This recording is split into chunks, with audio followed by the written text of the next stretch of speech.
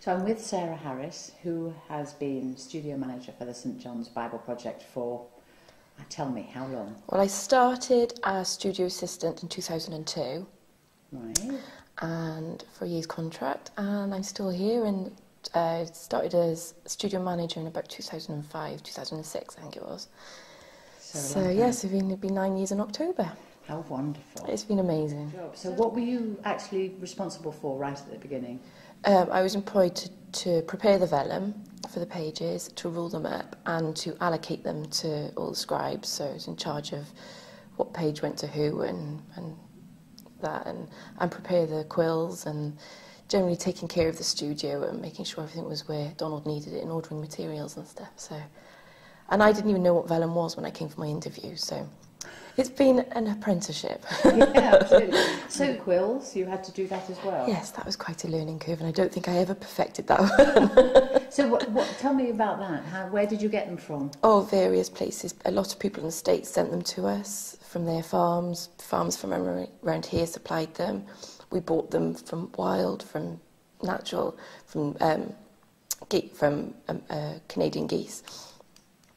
And we tried all different techniques, and you have to cure them, you have to soak them in water, then you have to dip them in sand, hot sand, until they cook in the barrel at the bottom, until they go like a tobacco colour. And then that's when they're cooked as such. But if you take it that bit too far, they can crack. As soon as the scribe cuts them, they can crack. Or if they're not done enough, they're too soft and they can get no sharp line. So it was quite a responsibility, and it carried on the whole way through the project still. Really? Yeah. And having done that, it was then your responsibility to get all the material to the artists and when the scribes came here, I've got an allocation book where every page is numbered, and we worked out every page that the scribe would be writing, because every scribe had to write the pages opposite each other. You couldn't have two scribes writing on the same spread. So logistics of who was taken when they came. The scribes came every 6 weeks. I had to set aside the amount of skins for them to take back and what pages they had to write, so to make sure that I had enough skins for each person to take back, so they were on the back of each skin. So logistically, it was. I loved it, but it was hard work trying to get it all written and all in the right place in the right time. And coordinating all that must have been absolutely. Very hard. So the logistics of actually organising all this for you must be impossible. I can't even imagine how you organised everything, all the pages to the right people at the right time, in the right place. Do you know what? That part of the job I loved. That was probably one, I just loved doing it. Those pages, because I'd started them off, I'd allocated each page, I'd had to write what page was what and everything. They were part of me. They started with me, and they became part of me. And so actually knowing where they were, I always did know where they were and who they were with, and I trusted anyone that I was sending them out to. I never knew I knew they were always going to be safe with them and not spill ink on them. Not spill ink on them. I never had a doubt that they would come back. I was more worried about some of the delivery services. I had a few sweaty moments from waiting for parcels to be delivered to the States or to someone in the UK, but they always arrived.